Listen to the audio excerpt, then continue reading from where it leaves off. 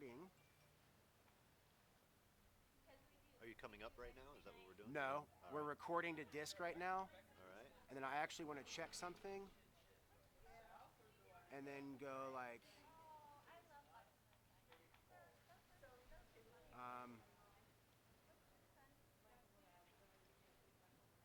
in here, if you go to output settings, it's going output in progress. Yeah, I know. It's going users, Ronnie, movies, my stream. So it's going to be like in here, you go movies, my stream today at 11:30 was the 804 megabyte. That's what we did earlier. All right. The other day I didn't hit record, so we didn't have a hard drive backup of our broadcast, and that is a failure on my behalf. All right. But also, what you're showing me now, I'm not going to nope. do. I just want you to know how how many steps that yep.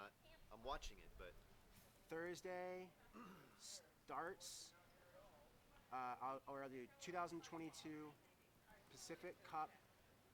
Thursday starts, and I don't know where. Oh, there's Jim.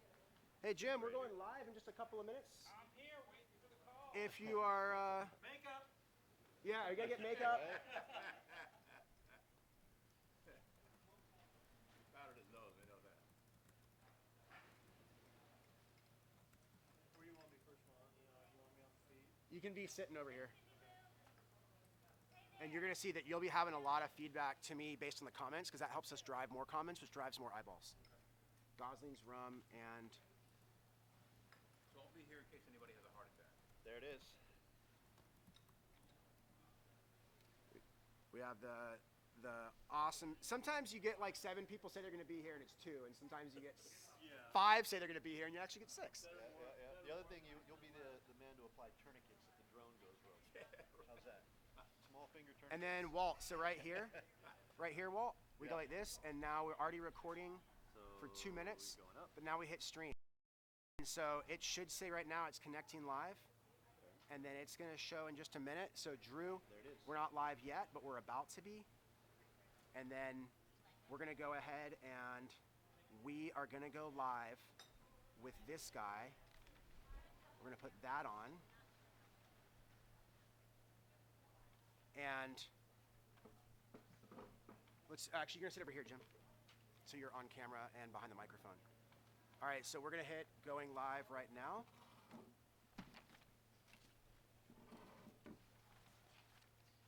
Using both mics?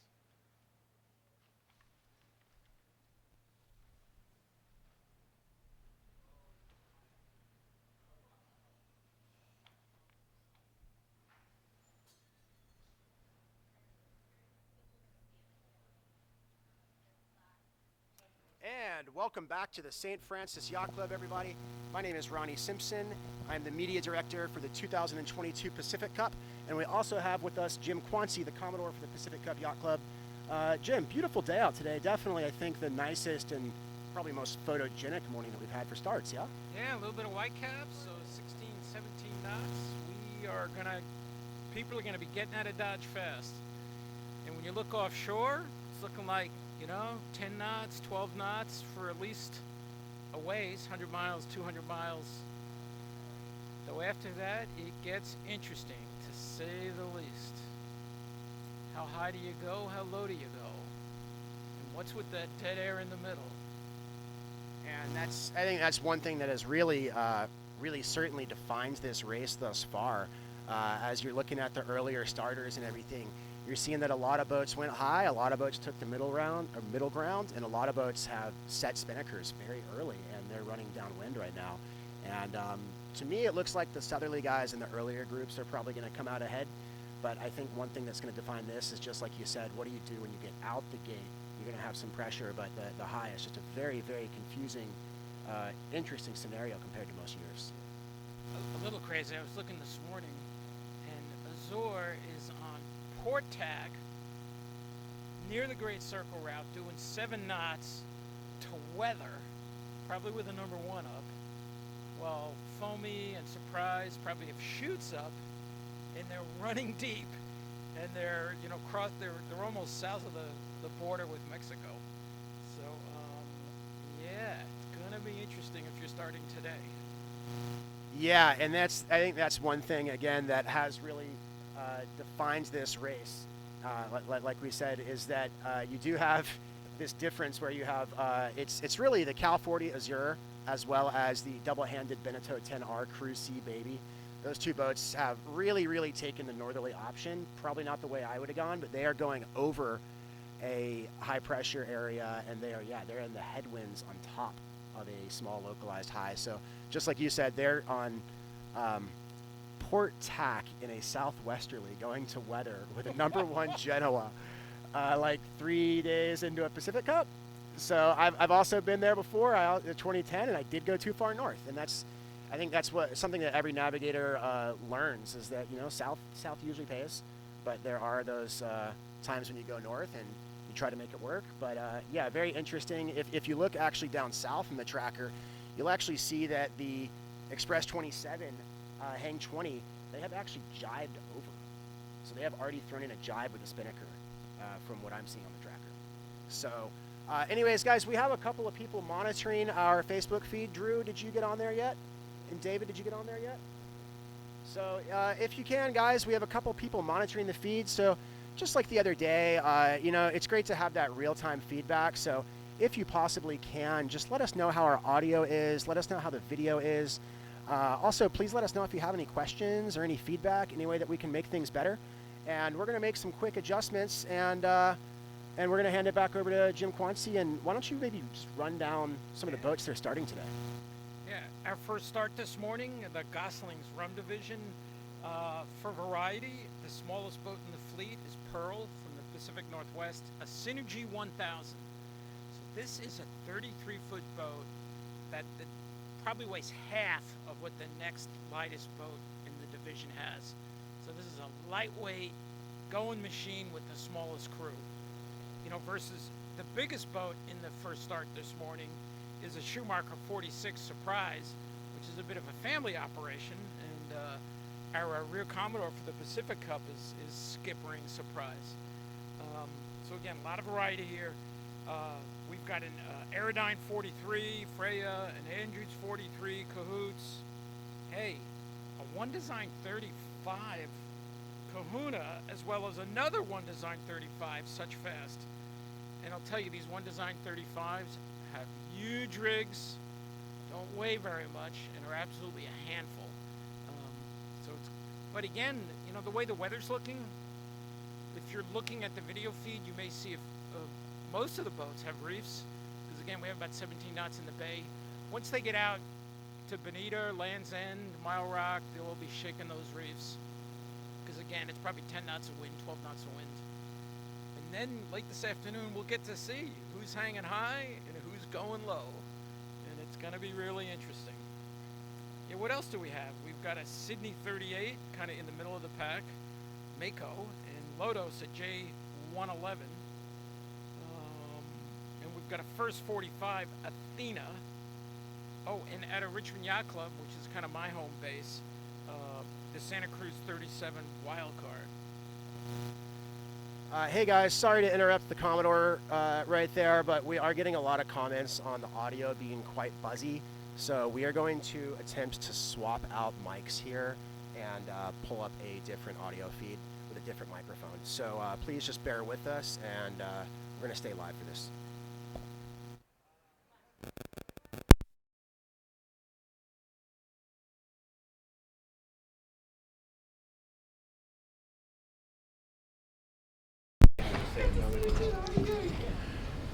Now we're showing,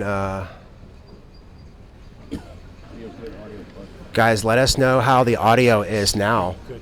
I think that we're getting better audio. We got Drew here saying that the audio is a little bit better than it was before, but don't have the audio too close to me because we get the echo then. So guys, if you can, please just give us some feedback on the audio, and that real-time feedback, as you just saw, really helps us out to deliver a better product to you guys. And we are still live here. I'm going to hand it back over to Jim. I'm going to have fun with one of our starters in the first division, Such Fast, Dave Garman, who's an old friend from Seattle, and he's done 3 or 4 pack cups. double-handed on a Santa Cruz 27. He's also gone single-handed to Hawaii in the single-handed Transpac. So, in one of the Pacific Cups, he actually dropped his rig 100 miles from Hawaii. And, where most people would say, okay, it's over, he took 2 sprinter poles, propped them up, threw a jib up, kind of like a main, finished the race, sailed all the way into the dock without a mast. So, seamanship and kind of the courage to keep going. Now, the One Design 35 is much different boat, much more of a handful, and it's going to be interesting to see how the two 1D 35s do this year. What's up? How we doing, Ronnie? I heard you talking about 1D 35s. We've got the Such Fast, but we did have one drop out, the Kahuna. Oh, Kahuna dropped out. You're right. The Kahuna dropped out. I am not personally aware of. Hold on 1 second, please. Yeah, please, if you have the audio playing without headphones, please don't stand right here. Get the heck up. Not right now. So we do have, the 1D35 pulled out, actually, the one from Hawaii. I think it's life happens. I think it's just life happens. Yeah, I'm not quite sure what the reason is. But that was a very, very well-sailed boat. Some very good sailors on board. Unfortunately, they're not here. But again, we do have the Such Fast, the one from Seattle, and that's a really, really cool boat. One thing I like about that boat in particular, especially on a year like this year, where I think boats are going to be actually VMG running much earlier into the race than in a typical year. Such Fast does have a pole, and they can still square back a pole as well as a small sprit, whereas a lot of the 1Ds have gone with the big sprit and the huge masthead kite kind of configuration where you take a massive rating hit, but you can't square back. So I think that's one thing. I think the 1D could be a pretty good platform because they can, I think, still really light it up, but also square the pole back.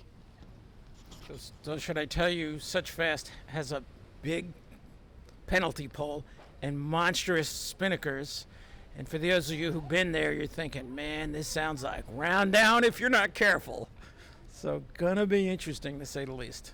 Yeah, I did know they had a penalty pole. The guy was showing me the penalty pole, and it's like 3 feet longer than stock or something, which matches their little sprit they have on the front. And they do have big kites. Obviously, the 1Ds had kind of undersized symmetrical kites when they were stock with a huge mainsail. But I've actually raced a 1D 35 to Hawaii, and I don't think we rounded it down a single time. Granted, we had a sprit, but the 1D 35 is a good downwind boat. Really? Yeah. That's cool. Just a kind of a side note, we've had a few boats this week who've done last-minute crew changes because crew came down with COVID. In our second start today, Roughless is this way. They got a last-minute drop-in crew. I've heard maybe 3 boats that have last-minute drop-in crews, which says something to those of you who are wanting to crew on a boat. Sometimes if you hang in there at the last minute, you're in a position to grab your sail bag and jump on. It can happen. Yeah, and I think it's also just a reminder that we are still in a pandemic, and even though the world has opened up largely, we're all still impacted by the pandemic in some capacity on a frequent basis. And other boats, Limitless in the start on Tuesday, they lost their navigator last minute. A lot of boats have had COVID crew changes very, very last minute. And hey, for all those watching at home, it could be a good opportunity to get on a delivery coming back because there's always going to be people swapping out last minute. So hang in there. Never give up until it's. Move the mic further away. A little bit loud there. All right. And and speaking of roofless, did you talk about the J125s already? No, I haven't. Well, in the Velvet Hammer, they know how to get there. Yeah, but not only Velvet Hammer, you also have. This is our second start, folks. Today. It's going to be the J125s, the Santa Cruz 50, Santa Cruz 52, that Riptide 41. That's a smoking machine. It's an incredibly cool boat. And in that second start in the BMW of San Rafael division, we do have 4 very, very quick 40-footers. We have Blue, the Riptide 41. It's a really cool, very modern, powerful Paul Beaker design. They also have an Olympic gold medalist in Jonathan McKee on board. And you've got Jonathan's young protege, young kid named Alyosha. You've got some really good sailors on board.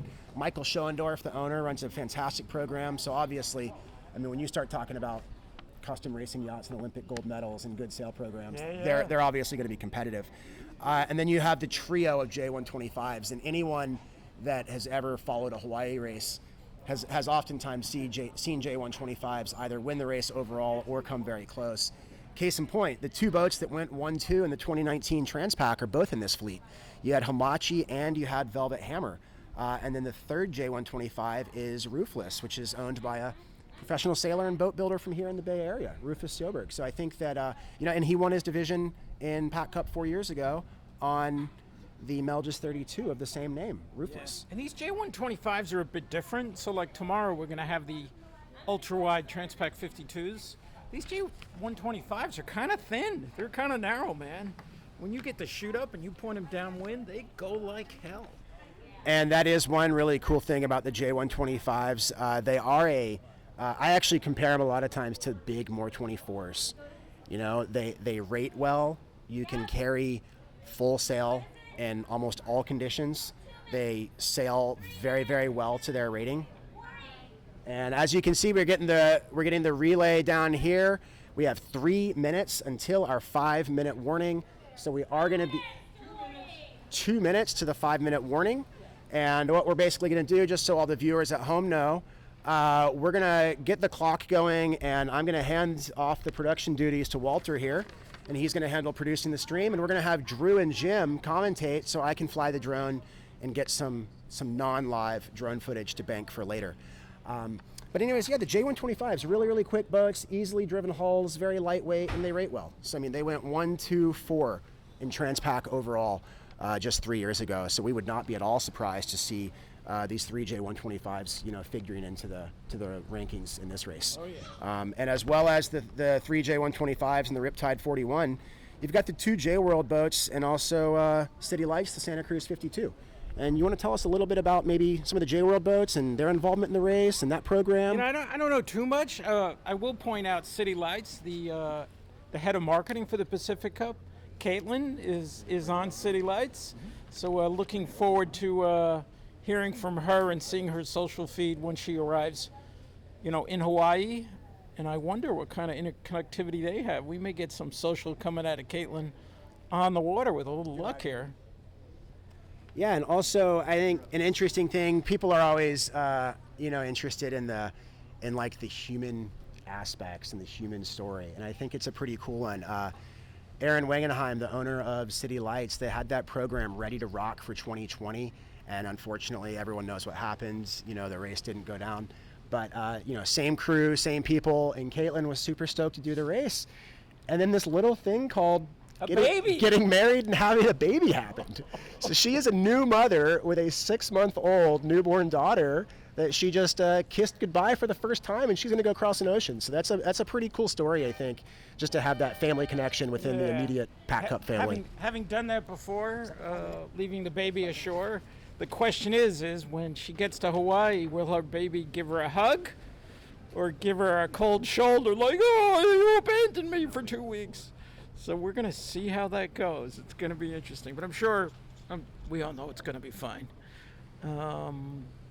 Though I have to imagine Caitlin, her support crew is going to be ready for her to get to Kaneohe as fast as possible. And how are we doing here? That was the 5-minute horn, so we're down to 4.5 to the start. We just missed the 5-minute, but we got the 4-minute clock up. And we're going to try to sit here and get that one started on time. So, David, we are going to stay live with your feed for quite a while from now on.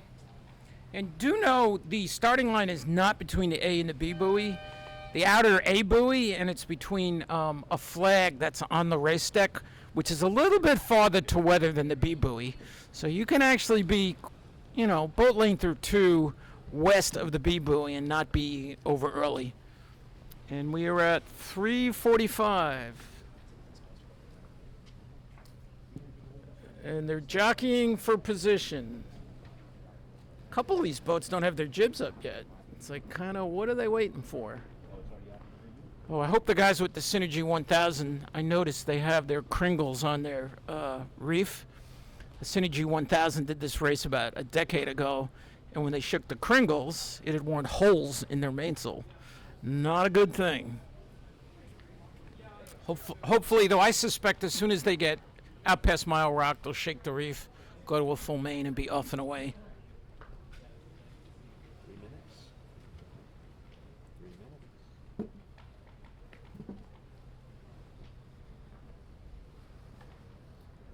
3 minutes. 2:52. We are getting there. Here comes our first start.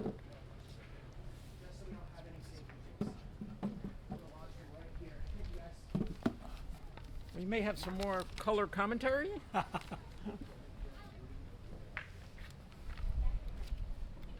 to put my glasses on. I can't see a thing.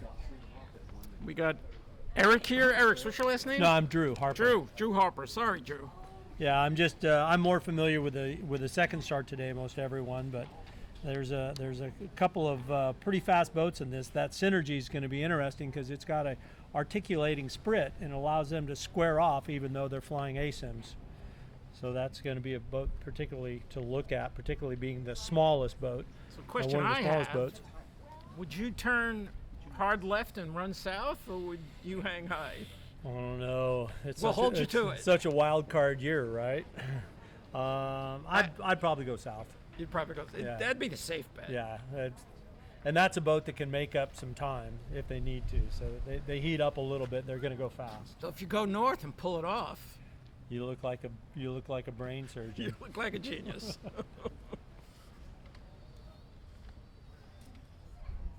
1:30. Where are the boats?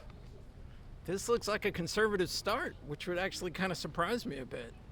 Yeah, I was actually surprised to see how many people were freewheeling jibes out before the start on the mains, kind of pounding the mains pretty hard out the start line.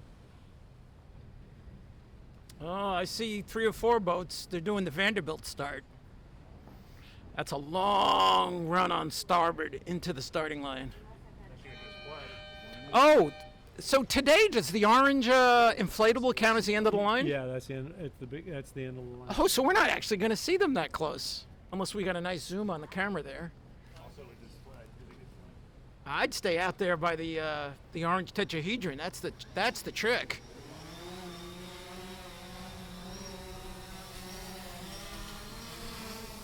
And you know, this line is long enough. You could decide to port tack the start. You got room to pick a hole in the group. Yeah, they're probably going to start out in the late ebb. The tide's changing, and there's still a little bit of ebb outside. So most of these guys are probably going to carry what they can last of the late ebb versus come into the club. 16 seconds. Well, you know, there's definitely no one on the line this time. Here comes the gun. We're down inside 10. That was it. That was the start. Looks like Wild Card got the line. Jim, do you want to maybe just talk a little bit about the ebb and people being conservative on the start? Yeah, so folks would know we have the different start times every day, so everybody starts during the week in the same tide. And it's late in the ebb, so the outside of the line, the most northerly end of the line, has the most ebb to drag you out under the gate. And actually the inside end of the line, if you can see the B buoy, there's like almost no current. For those of you not familiar with San Francisco Bay, when the tide changes, it changes on shore first. So it wouldn't be unusual for it to be ebbing on the north end of the line and flooding a wee bit on the shore side of the line. Yeah, which it is flooding a touch on the B buoy. And as these folks get out past Point Bonita and Mile Rock, they're going to cross a current line at some point where they're going to have to going from favored current to fighting the current.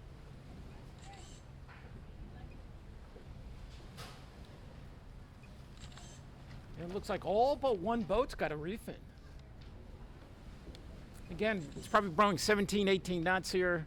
But once they get out, it'll mellow out. They'll shake those reefs and they'll be off and away. Though we have some lighter boats here. I'll be curious if some of them go to number 1s or not. And the BMW of San Rafael fleet's lining up with the all three 125s are currently flying full mains. Yeah. I think that's Cahoots who's really kind of leading the fleet out in Andrews 43.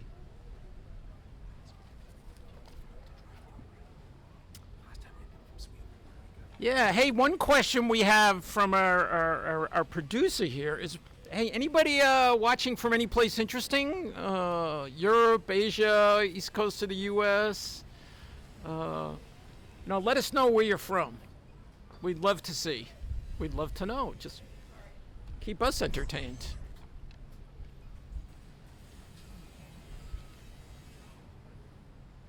Hey, these are big, fast boats. This kind of wind, 5 minutes, they'll be out under the gate.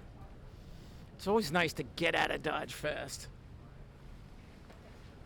And I'll tell you, July in San Francisco, if it wasn't for this weird kind of weather we're having offshore, it would typically at this time be blowing more like 20 to 25 knots, and it'd be howling. Yeah, they're lucky they didn't start yesterday because it was blowing 10 knots true. Would have been a long slug out the bay. Yeah, well, those Monday and Tuesday starts were slow. Oh, here come the big boys lining up. You're off, David. Yeah.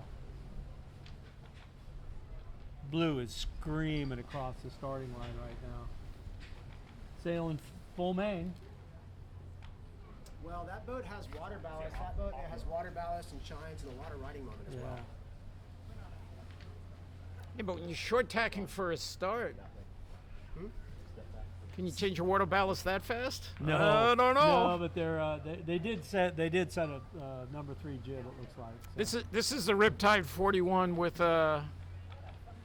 Olympic champion. Kind of we'll call it a somewhat pro crew. So we'll see how they do. Yeah. I think this will make for a much more competitive start than the last group, who were, they were probably 10 seconds off the pace. Yeah, most of these boats in the BMW San Rafael fleet are pretty pro'd up. The only one looks that's running almost purely Corinthian is the Santa Cruz 52 City Lights. Yeah. Well, the J World's boats. Yeah, they've got a couple pros on board because they're that's an interesting program. You actually learn how to race on that program. So you're paying to play as a crew member aboard a race boat across the ocean, and they put some very, very good sailors. Wayne himself must have done this race between Pac Cup and Transpac 20 times. You'll get 2 or 3 really good sailors, and then 3, 4, 5, 6 kind of newbies. But tried and tested, so to speak. Well trained. Yeah, they've gone through a significant training program, and they've done some offshore programs that have prepared them for this race in particular. So for those of you who want to do a race like this, just recognize folks like J World. It's a person-by-person charter, and if you're willing to make the commitment and the time to train and get up to speed, J World runs boats virtually every year in both the Pacific Cup and the Transpac, and that's one way to get your first passage in. Yep, it's as well as he runs most of the Mexico races. So, Roofless is coming across on port. There's a great crew on board that. Rufus is a local pro and a boat builder, and just a absolute wizard with carbon fiber. So that J125 has been a dream boat for him. He's had a variety of roofless boats that are had a Melges 24, had a Melges 32, and this is his dream boat to go sail in the ocean. As is many people, the J125. They only built a handful of them. It's the rarity of it. It's a carbon fiber J boat. I know that 5 minutes. Here it comes. You gotta get that 4-minute going again or what? Or was that 4 minutes? That was 4 minutes. That's 4, yeah. Wow, here it comes. Now notice the prior division, most of the boats were reefed. This division, I only see one boat with a reef. And they may recognize they're just going to gut it out to the bridge, and then the wind will back off, and You know, they won't have to deal with the reef on reef situation. Yeah. Hula Girl has a bone in her teeth. Full main, sailing with a number 2. She's reaching across the race course, pretty tipped over. And she's a turbo rig 50. And she's a turbo 50. This is that's Paul Kayard's boat that he took his kids across the Pacific on many years ago for their first Transpac. That was your boat?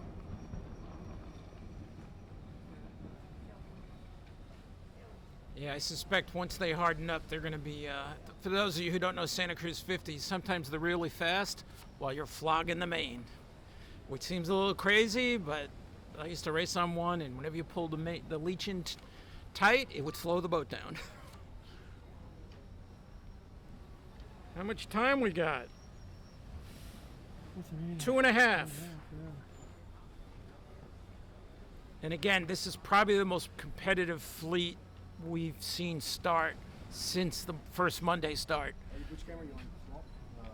And you can certainly see that because out on the north side of the starting line, they are all bunched up and fighting for the start. It'll be interesting because the 3 125s are all highly competitive with one another. You could tell right now the skippers, the tacticians are looking at their competitors going, who's going to make the turn first? You'd almost think they were one design racing. Yeah. On screen? Ready to start? My man. Here come the turns. Minute and 45. And guys, just to mention, we did not get the 5-minute start clock up, but we have a 1-minute one teed up, so we're gonna hope to go to that live at 1 minute. Do you have a sponsor class logo up? BMW Samuel Phelps next to the Gosling's room. All right, everybody's coming around. Yeah, you can see them ducking low, looking for their position before they harden up and head for the line. You see them stalling, flogging, looking for their position, creating a hole in the line so they can hit the start at full speed. That's the 1 minute.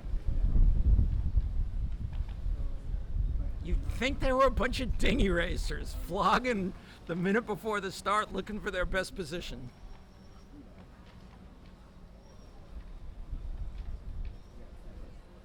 As expected, the 3 125s are kind of ganged up on one another. Yeah. You almost want to stay out of the 3 125s and let them catfight. Yeah. The Riptide's right up front. She's actually got a great line. Now, most of these are light boats that'll accelerate quite fast. We're down to half a minute. You know Yeah. what? I don't think this is going to, as predicted, no one here is going to be late. Yeah. They're pulling a quick trigger. I think we're down to 10 seconds. The 125s are on the breeze. Here they go. This is it. Oh, Blue's going for it. That's the start. They're behind about 5, 6, 7 seconds. J-World went pretty conservative on Hula Girl. And the DK's sailing pretty conservative start. The 125s and the Riptide are just going at it.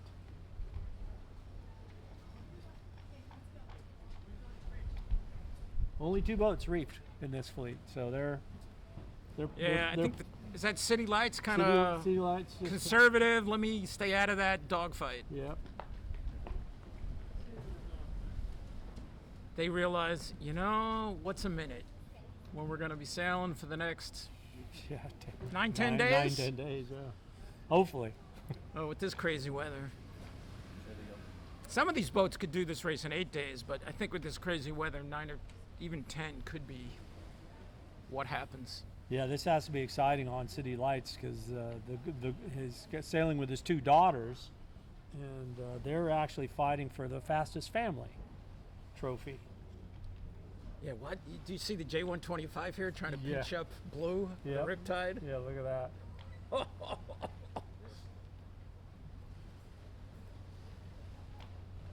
Like, really? So what do you think? Does the 125 going to have to call for sea room?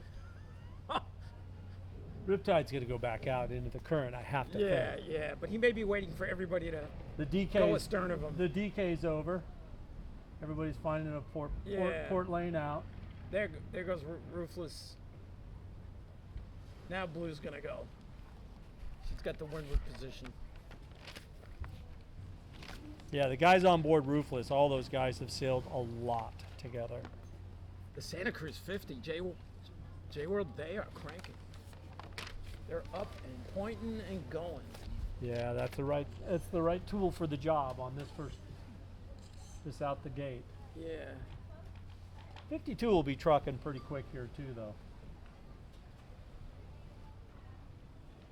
He's out the furthest and probably has the best ebb.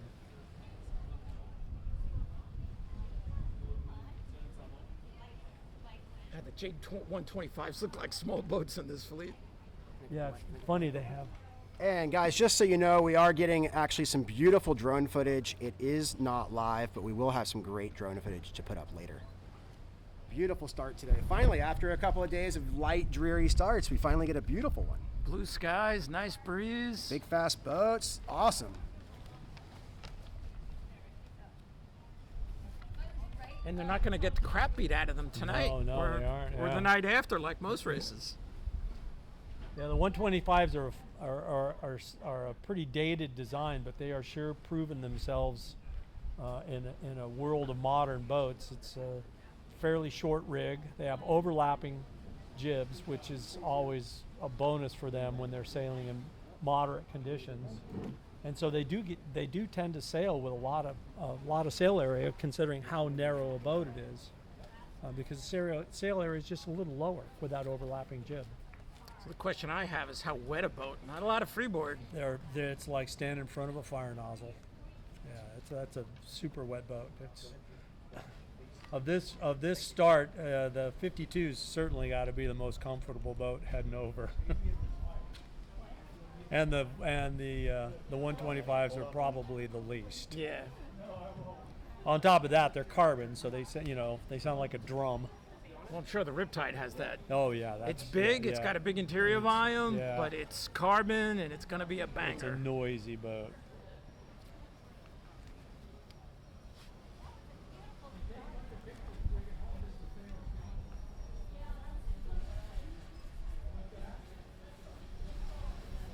Yeah, Blue is pointing like crazy. She's going to be the first one out under the bridge.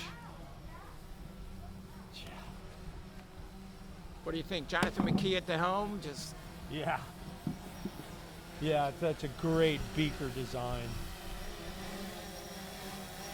I mean, he's been such a renegade in the yacht design world that, and he's proven so successful. He's got a real following amongst a lot of winning skippers. those Riptides, they're just oversized dinghies. Yeah, big sport boat, giant sport boat.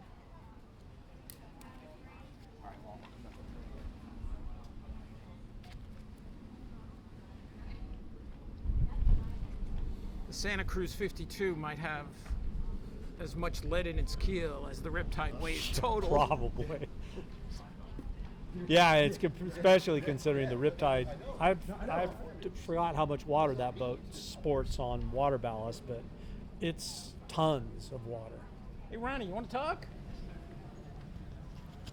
Absolutely, Jim and Drew, and we got the final view that we're going to have of boats heading out the gate. Are you zoomed in, David? You can zoom in. We'll stay with you as long as we can see boats. We're not in a rush to get out of here. And look, I just want to give shout out to David Janninis from day one with no one really actively attending it to day 2 to day 3. How much better has the camera work gotten? And also the commentary. We got Jim and Drew, and man, we had Walt helping out as well with the production. So, you know, as we get ready to shut it down here, I do again just want to actually thank everyone. So we're going to go back to the race desk right here. I just want to thank everyone that's helped make this possible. We're back with you, Walt. So for me, my name is Ronnie Simpson. I'm the media director of the Pacific Cup. We've also got Jim Quanci, the Commodore, sitting here just to my left. thank you so much to him for all that he's done throughout this whole process, and also Drew Harper, owner of Spinnaker Sailing and Rendezvous Charters. Great guy, great sailor. Actually, my former employer 12 years ago, and he's going to join me on a delivery this summer on the City Lights, the Santa Cruz 52.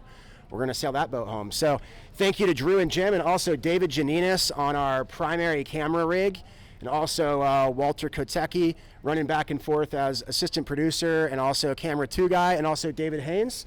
He's been here every day. He was helping us out on just monitoring the feedback from the live stream. So again, I just want to thank everybody that helped out today. And also, we just want to give a huge shout out to the St. Francis Yacht Club. I mean, really could not do this without them. This is quite simply the most beautiful location you can possibly view a yacht race in San Francisco from. And I just want to give a huge shout out to the St. Francis for just being such gracious hosts. And as you guys know, I mentioned we had a Wi-Fi issue earlier. I didn't mean to put them on blast with that, but they have been so good in helping us just get everything dialed in. And a huge shout out as well to John, the general manager. I mean, they have just been absolutely amazing hosts, and They want to help. they really do want to help. And this is just such a beautiful club, and we just couldn't help have a better place to view this from. And also the Pac Cup Yacht Club for having me back and having me on board, and just for making all this possible for us to go live. Something I think is pretty cool. And also today, big shout out to Gosling's Rum, our official rum sponsor. They came on board this year. We're going to have a lot of cool stuff. We're going to have some Gosling's hats in Hawaii. We're going to have a lot of. They're not red. I think they're black. They are not red. They're going to be very unique. They're going to be like the real special collector's non-red, Mount Gay hat. So final view of the gate. But anyways, thank you to Gosling's Rum, Pack Up Yacht Club, everyone that's helped out today, and BMW of San Rafael. Absolutely. The BMW of San Rafael division. So again, feeling pretty good about this broadcast, guys. Just a stunning day on the water in San Francisco. And this is live. We're going to get right back to Race HQ and start pumping out some more media content. We just got some good drone footage as well. We'll get that up later. And Jim, anything else? No, just hope see people tomorrow for our last big boat start. Big win tomorrow, so it'll be fun. It'll be fun to watch. Yeah, and that's right. Join us tomorrow. The race start is a little bit later. I believe it's 1:30 maybe. Yeah. I believe it's 1:30, 1:30-ish, but we're going to announce all of our exact broadcast times live on social media before we actually have the broadcast. But we will be back tomorrow, sometime probably around 1 o'clock, and that is going to be, again, the big boats. We're going to have the Volvo 70 Piowacket. We're going to have the 52s and the 55, and it's going to be some really cool boats. The Rage, the Westerly. So Rage was built to do this race. Piowacket's goal is to break the record, and the record's like 5 days, so that would have to be over 400-mile days. I don't know if the weather's cooperating. yeah, absolutely. You just hit the nail on the head. Piowacket, in a straight line, when she's actually raced against Rio 100 in the last 2 years, Piowacket is a quicker boat, even though she's a 70. She's a very turboed out 70, and she has an amazing crew, and she's been very optimized for downwind West Coast races. Horses for courses, I think Piowacket is actually a quicker boat than the Rio, but they're not going to get the weather that Rio had in the 2016 race. Yeah. In that race, they were out of here on day one in a northerly with a reaching Jenniker and a reef in the main, and they were just trucking straight to the mark, doing 400-mile days, and got there in 5 days. So, I mean, Piowacket could do it, but I don't think she'll get the weather this year. She's going to be jibing out of here on day one, is what it looks like, actually. So, It's going to be interesting. yeah, so. Anyways, guys, no, David, we're actually signing off. So for David Janninis, Drew Harper, David Haines, Jim Quanci, Walt Kotecki, and myself, Ronnie Simpson, thank you again. And yeah, aloha. We'll see you tomorrow. Aloha. Aloha.